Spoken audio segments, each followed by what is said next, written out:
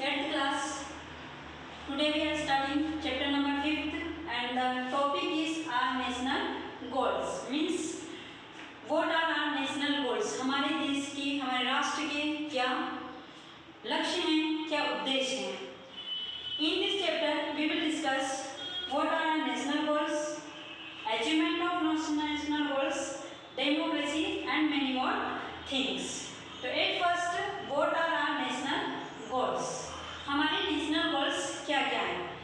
Just like a man do work to achieve his own life's goal, our country is also perform work to achieve the national goals. जैसे कि कोई एक साधारण आदमी अपने life का गोल्स को, उद्देश्य को पूरा करने के लिए वर्क करता है, ठीक उसी तरह से हमारे देश के भी, हमारे राष्ट्र के भी कुछ नेशनल गोल्स हैं, उसको पाने के लिए वर्क हमको परफॉर्म करना पड़ता है। और उन नेशनल गोल्स क्या क्या हैं? वो नेशनल गोल्स जो कि हमारी कंट्री को अचीव करने हैं। तो the national goals are democracy, secularism, national unity, freedom, equality, social harmony and international peace and corporation. Achievement of national goals. How can we achieve our national goals? We can achieve our national goals by democratically. As we know, our country is a democratic country, and for achieving these all national goals, who will work? Government will work by people of our country. हमारे लोगों की country ने मिलकर के जो government बनाई है, और जो गवर्नमेंट बनाई है वही जब उन गोल्स को अचीव करेगी। Democracy actual means every citizen should have equal right and freedom. Means सभी को स्वतंत्रता और सभी को समानता का अधिकार होना चाहिए। All the sections of the society should get equal opportunity to make progress without any discrimination. Means सारे सेक्शंस के, चाहे वो किसी भी वर्ग का व्यक्ति हो, चाहे वो किसी भी कास्ट का व्यक्ति हो, सभी को अपना प्रोग्रेस करने के लिए पूरी स्वतंत्रता और पूरा अधिकार मिलना चाहिए। Democratic system people play key role, a major role played by people, so it is the duty of all the citizen to elect a ideal government so it can work properly and for the interest of the people. Every citizen should be aware to their duties so the government can work properly and in the interest of the people. ये लोगों की duty बनती है कि वो एक अच्छी government को प्रिपेयर करे, एक अच्छी गवर्नमेंट को इलेक्ट करे, ताकि वो गवर्नमेंट प्रॉपरली अपने देश के लिए और देश के लोगों के भले के लिए वर्क कर सके। Democracy is that form of government in which people directly और इनडायरेक्टली। डेमोक्रेसी का मतलब वो होता है कि जिसमें लोगों के द्वारा गवर्नमेंट को बनाया जाता है, और उसमें डिपेंड करता है एरिया पर कि पीपल डायरेक्ट उसमें गवर्नमेंट को इलेक्ट करेंगे या नहीं करेंगे। एक तो इसमें जो प्रोसेस होती है, तो डायरेक्टली में जब हम खुद वोट देते हैं और उसको हम रिप्रेजेंटेटिव बनाते हैं, या फिर कई बार ऐसा होता है कि इनडायरेक्टली में हमारे जो रिप्रेजेंटेटिव को, जिसको हमने इलेक्ट करके हमारा रिप्रेजेंटेटिव बनाया है, वो फिर हमारे आगे के जो व्यक्ति होते हैं उनको इलेक्ट करता है। तो that kind of indirectly. In a democratic country every citizen has right to vote and to contest election without any discrimination. So it is our duty to prepare a ideal government for our country, and we should also vote our representative without any discrimination. This is freedom. Freedom means स्वतंत्रता। A person needs freedom to develop his personality. किसी भी व्यक्ति को अपनी personality को अगर develop करना है तो उसको फ्रीडम चाहिए होती है। अगर वो किसी के बंधनों में, किसी की रोक टोक में अगर वो रह जाएगा तो अपने आप को पूरी तरह से डेवलप नहीं कर पाएगा। And in society the meaning of freedom does not mean free from restriction. अगर हम किसी समाज में रहते हैं तो समाज में रहते हुए हम समाज के सारे बंधनों को नहीं तोड़ सकते। इसका मतलब ये नहीं है कि हम सारी चीज़ों को तोड़ दें। इट मीन्स ये है कि उसमें जो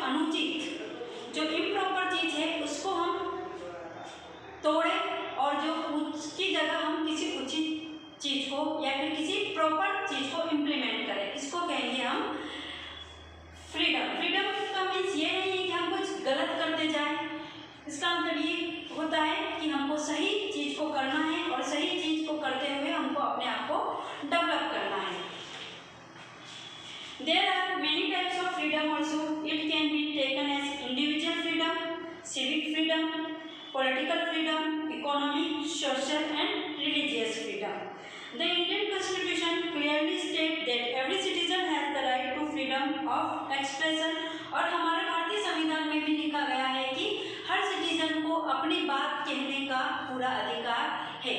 अपनी बात कहने का पूरा अधिकार है, इसका मतलब पर ये नहीं है कि हम दूसरों की बात को ना सुने, या अगर किसी को जैसे बोलने का अधिकार होता है तो उसको राइट चीज़ बोलने का अधिकार है, उसको किसी को भी कुछ भी उल्टा सीधा बोलने का या फिर किसी को इंसल्ट करने का उसका कोई अधिकार नहीं होता, या फिर वो उनकी दूसरों की स्वतंत्रता में कोई भी बाधा उत्पन्न नहीं कर सकता। Right to hold peaceful conference और मीटिंग, हमारे यहाँ के नागरिक को उनको मीटिंग करने का भी अधिकार है, वो अपने कॉन्फ्रेंस बुला करके लोगों तक अपनी बात पहुंचा सकते हैं, लेकिन वो बात सही होनी चाहिए और उचित तरीके से सही तरीके से उसको प्रेजेंट किया होना चाहिए। राइट टू फॉर्म यूनियन, वो अपना एक संगठन भी बना सकते हैं। Freedom to travel anywhere in India, इसके अलावा हमारे यहाँ पर ये भी अधिकार है कि लोग इंडिया में कहीं पर भी वो घूमने के लिए जा सकते हैं। बस सारी तरह की जब हमको स्वतंत्रता है तो उस स्वतंत्रता का मीनिंग ये है कि हमको उसको प्रॉपर वे में करना है। अगर हमको इंडिया में कहीं पर भी रहने का अधिकार भी है तो इसका मतलब ये नहीं कि हम किसी के भी घर में या फिर किसी की प्रॉपर्टी में जाकर के घुस जाएंगे। इट मीन्स हमको उसका कानून के हिसाब से लोग अकॉर्डिंग टू लॉ हमको उस चीज़ को प्रॉपर वे में करना होता है। And freedom to live and also freedom to trade, और इसी तरह से सभी को रहने का, जिंदा रहने का, कहीं पर भी रहने का और उसको व्यापार करने का भी अधिकार है। जैसे लाइक व्यापार करने का अधिकार है, अगर वांट टू बिजनेस, किसी टाइप का बिजनेस करना है उसको, तो he has to develop his own business any part of India, India के किसी भी पार्ट में उसको अपना खुद का बिजनेस डेवलप करना है। एंड इट डजंट मीन कि ही कैप्चर्स अनदर ट्रेड और बिजनेस, इसका ये मतलब नहीं है वो दूसरों के बिजनेस को जा करके कैप्चर कर उसके ऊपर अपना कब्जा जमाएगा।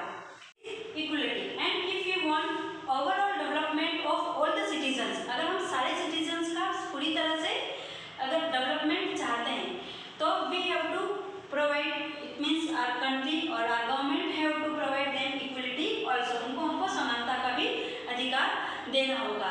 अदरवाइज क्या होगा, वरना अगर जिनको अपॉर्चुनिटी मिली है समान, उनको तो वो डेवलप हो जाएंगे और जिनको अपॉर्चुनिटी नहीं मिली है वो अपना डेवलपमेंट नहीं कर पाएंगे, वह उसी स्थिति में रह जाएंगे। So the equality is also necessary without any discrimination of clan, caste, religion and birth place.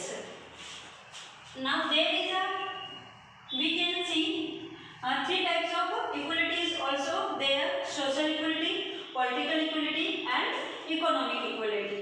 It means social equality means समाज में सबको समानता का अधिकार होना चाहिए। पॉलिटिकल मीन्स पॉलिटिकल फील्ड में अगर कोई जाना चाहता है तो वो भी अपनी एबिलिटी के साथ जा सकता है। एंड इकोनॉमिक मतलब कि सबको अपना इकोनॉमिक जो कंडीशन है उसको स्ट्रॉन्ग बनाने का, उसको प्रॉपर बनाने का भी सबको समानता से अधिकार है। नाउ इम्पोर्टेंस ऑफ इक्वलिटी, हमको इक्वलिटी का क्या इम्पोर्टेंस है, इक्वलिटी की क्यों जरूरत है? तो first one is discrimination ends when there is equality. जब इक्वलिटी की बात आती है, जब समानता की बात आती है तो ऑटोमेटिक उस सोसाइटी से जो डिस्क्रिमिनेशन है, जो भेदभाव है वो खत्म हो जाता है। Second one is equality is necessary to safeguard freedom, और अगर हमको हमारी स्वतंत्रता को कायम रखना है तो उसके लिए समानता का होना जरूरी है। Third one is equality is important for overall development of citizen. अगर सिटीजन्स का ओवरऑल डेवलपमेंट चाहिए तो उसके लिए भी इक्वलिटी होना चाहिए, वरना क्या होगा कि जिन क्लेंस को या फिर जिस किसी एक वर्ग को, एक कम्युनिटी को इक्वलिटी मिलेगी वो लोग आगे बढ़ते जाएंगे, और जिनको इक्वलिटी नहीं मिलेगी, जिनको समानता का अधिकार नहीं मिलेगा, वो पीछे। पहले होता था हमारी कंट्री में भी कि कुछ वर्ग को पढ़ने लिखने का, आगे बढ़ने का पूरा अधिकार होता था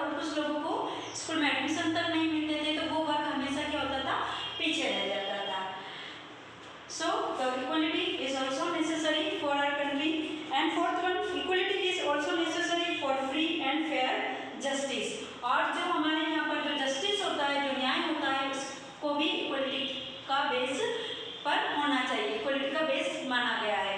ऐसा नहीं होना चाहिए कि जो जिनकी पहुंच है या फिर जो हाई पोस्ट को डिजर्व करते हैं या फिर हाई सोसाइटी को डिजर्व करते हैं उनके लिए कुछ और लॉज है, उनके लिए कुछ और नियम कानून है, कुछ और पनिशमेंट है, और जो इन सारी चीज़ों को डिजर्व नहीं करते, जो लो कास्ट के हैं, जिनका हाई पोस्ट पर नहीं है, उनको लिए कुछ और रूल्स रेगुलेशन हो, ऐसा नहीं होना चाहिए। Next is justice. What is justice?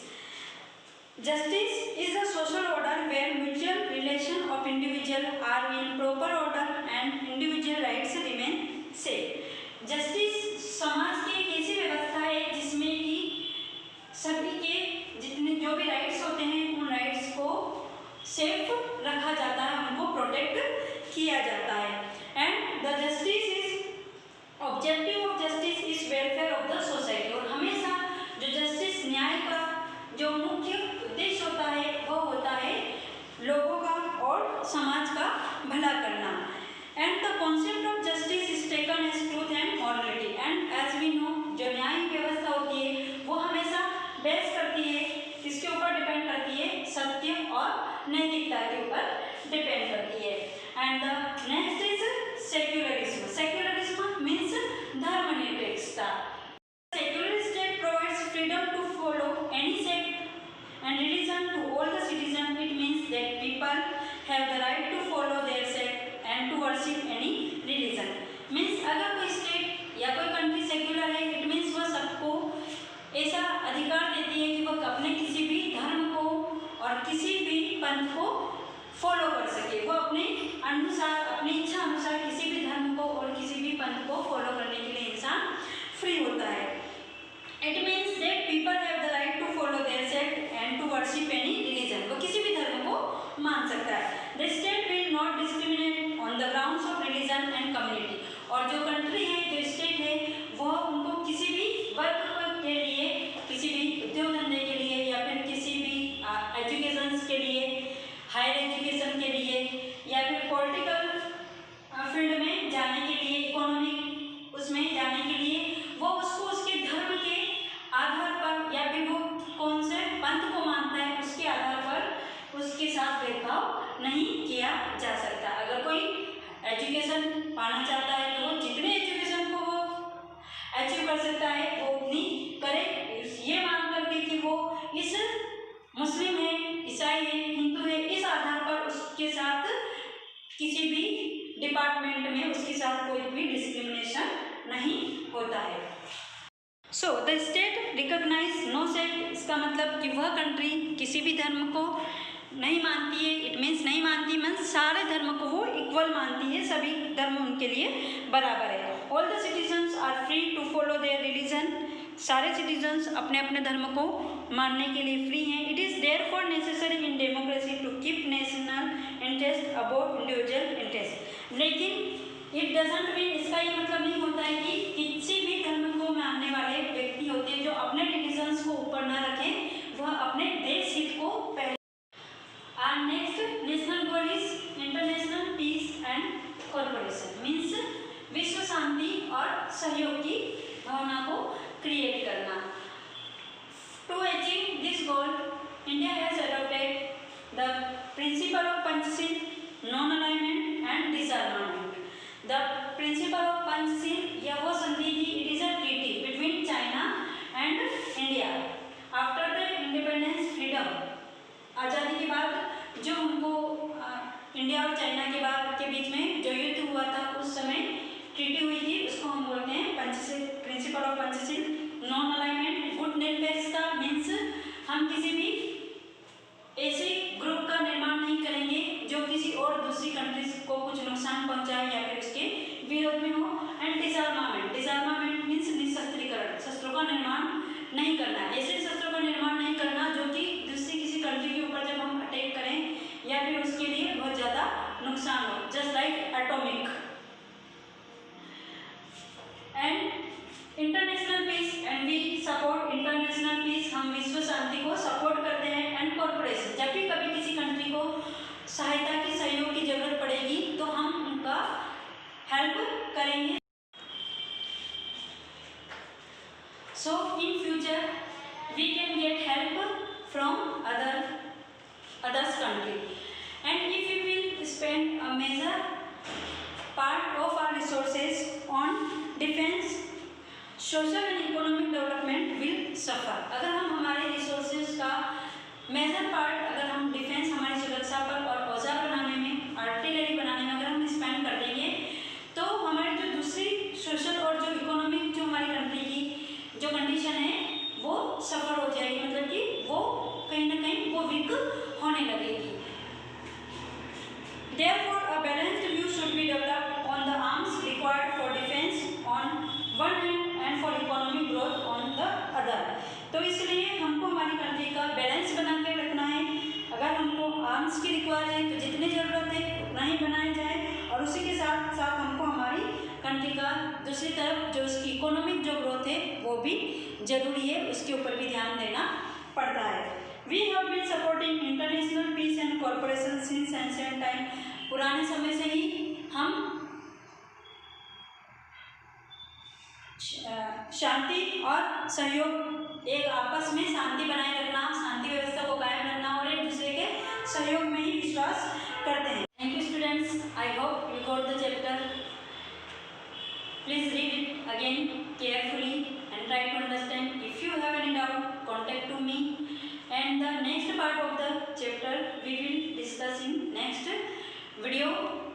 Okay, see you again in next class.